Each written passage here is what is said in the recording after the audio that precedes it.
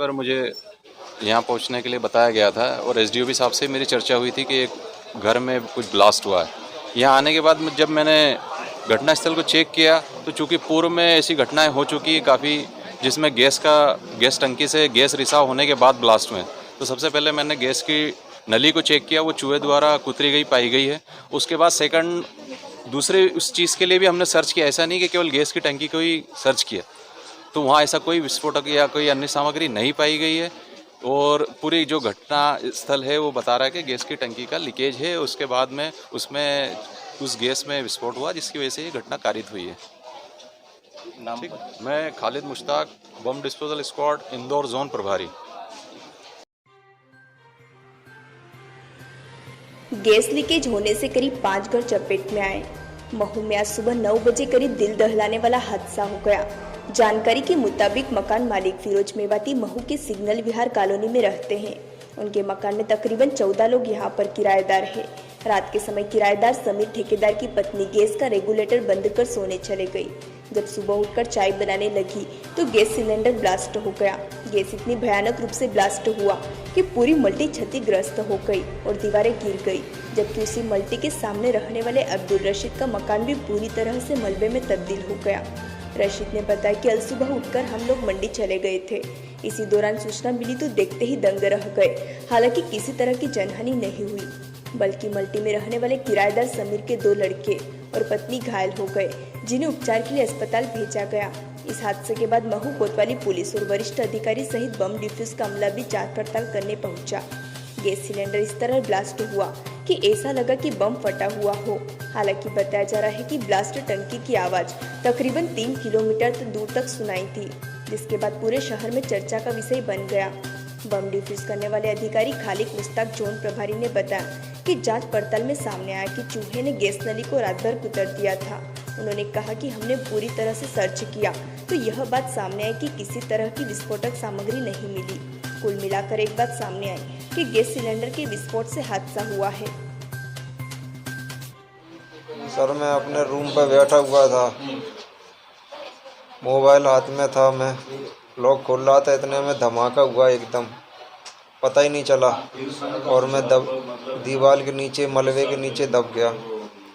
मैंने बहुत उठने की कोशिश की लेकिन उठ नहीं पाया। थोड़ी आवाज़ निकली गले से।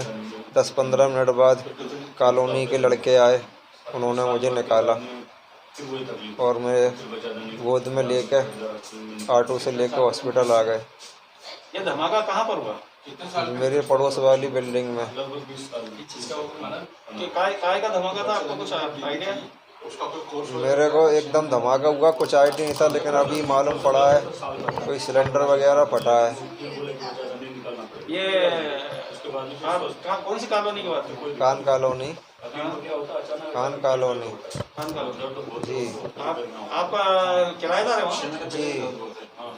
ये मकान किसका है? ये मुझे जानकारी नहीं है, मैं भाई के साथ रहता हूँ। आपका नाम? फिरोज नबी। थाने पे सूचना मिली कि खान कॉलोनी के एक मकान में जो है ब्लास्ट हुआ है और दीवारें गिर गई हैं, कुछ लोग घायल हुए हैं। थाना प्रभारी मैं फोर्स के तत्काल मौके पे पहुंचे तो पाया कि समीर करके एक लड़का है, 23-24 साल उम्र है, उसके घर में ब्लास्ट हुआ था किचन के पास में, और बगल में लगी हुई दीवार से एक दूसरी फैमिली है, तो वो दीवार टूटने से उनके यहाँ भी 1-2 लोग घायल हुए। सामने भी ब्लास्ट का असर हुआ। उसके बाद फिर मौके पे हम लोग आए, बीडीएस टीम और एफएसएल टीम को बुलवाया। एफएसएल टीम तो नहीं आई, लेकिन बीडीएस टीम के प्रभारी खालिद साहब जो है वो आ गए। उन्होंने पूरा चेक किया तो चेक करने पे ये पाया है कि जो गैस सिलेंडर से जो लगी हुई पाइपलाइन होती है वो एक तरफ से कोने में जो है जहाँ मुड़ी हुई होती है वहाँ चूहों के द्वारा उतरी हुई है और पूरा का पूरा वो आर पार उसमें से गैस लीक होती रही है। तो जो बीडीएस टीम के प्रभारी के ओपिनियन है और हमने भी देखा है, तो प्रथम दृष्टया यही है कि गैस जो है पूरी उस कमरे के अंदर इकट्ठी होती रही और इकट्ठे होने में जब कहीं ब्लिंकिंग होता है, कोई स्विच ऑन किया इलेक्ट्रिकल का या रेफ्रिजरेटर में स्विच ऑन ऑफ होता है, तो उसमें ज़रा सी भी उसको कोई चिंगारी मिलती है तो ब्लास्ट हो जाता है। उसमें से ये ब्लास्ट हुआ है। प्रथम दृष्टया ये पाया गया। क्या कोई जानहानि होगी? अभी उसमें केवल 4 लोग जो घायल हुए हैं, तो सुपरफिशियल बर्न है समीर को, वो 80% है, लेकिन सुपरफिशियल है, तो ऐसा नहीं लगता कि कैजुअल्टी होगी। बाकी 3 को नॉर्मल चोटें हैं। धक्के की दीवार से जो गिरा है तो उससे भी चोट आई। सर बताया जा रहा है कि महिला और एक बच्चा वो गंभीर रूप से घायल है। गंभीर अब उसको ये बता रहे हैं कि 80% बर्निंग है, लेकिन वो सुपरफिशियल है, तो सुपरफिशियल डीप नहीं है।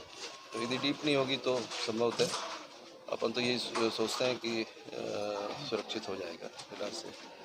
आप धामनोद समाचार के सभी वीडियोस पाने के लिए हमारे चैनल को भी सब्सक्राइब करें, साथ ही पास में बने हुए बेल आइकन पर प्रेस करो और नोटिफिकेशन पर क्लिक करें ताकि सभी वीडियोस के नोटिफिकेशन आप तक तुरंत पहुंच पाए। आप हमें फेसबुक पर भी फॉलो कर सकते हैं।